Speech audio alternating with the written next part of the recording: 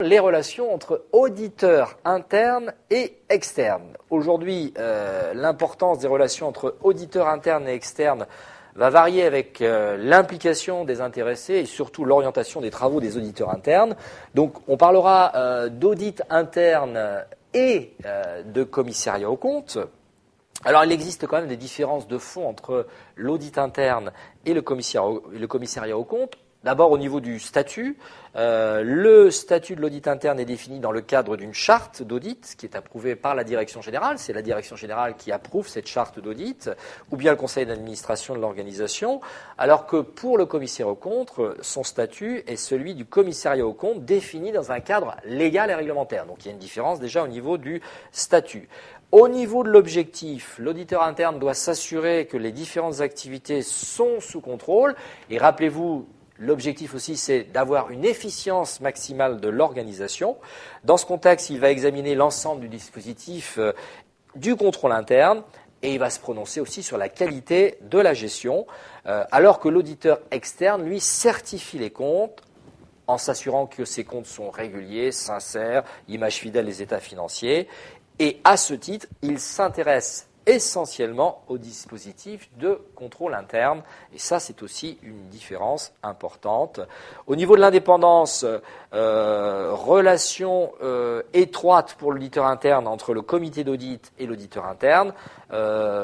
Pour le commissaire aux comptes, il est juridiquement protégé par son statut ici et il y a l'indépendance du commissaire aux comptes vis-à-vis de l'entité sur laquelle il exerce le contrôle. Concernant la périodicité des interventions, il y a aussi une différence, c'est que l'auditeur interne, lui, va intervenir de manière permanente, puisqu'il est en interne dans l'organisation, et il va donc planifier,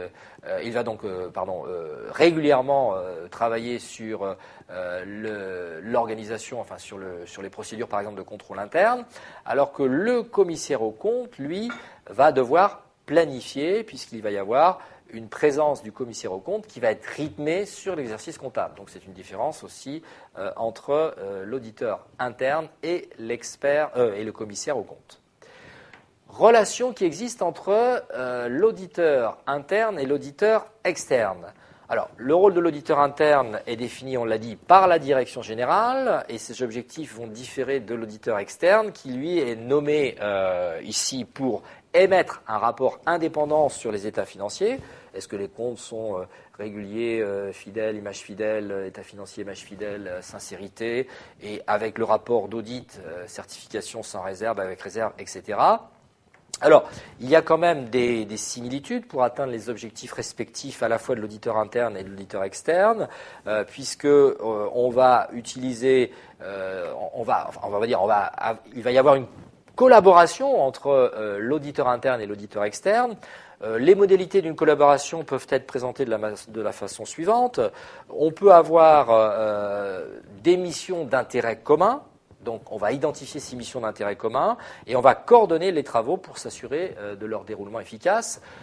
Par exemple, sur le contrôle interne, il ne faut pas oublier que le commissaire aux comptes va devoir apprécier ou évaluer le contrôle interne. Il peut y avoir une mission d'intérêt commun qui est, avec les auditeurs internes et l'auditeur externe, de travailler en commun sur cette appréciation du contrôle interne. Revoir les procédures, critiquer les procédures, apporter des améliorations, tout cela peut être une mission d'intérêt commun. Bien sûr, le commissaire aux comptes peut se faire communiquer le rapport de l'audit interne, le rapport annuel de l'audit interne, qui peut lui servir ici, lui aussi, pour apprécier, par exemple, le contrôle interne, ici, pour vérifier si le contrôle interne est assuré dans l'organisation. Donc, il peut utiliser des notes de synthèse, des contrôles effectués par ses auditeurs externes. On peut avoir aussi des réunions de travail périodiques qui sont, admettons, une ou deux fois par an, et chacun va rendre compte de ses investigations et les conclusions sur justement les missions d'intérêt commun.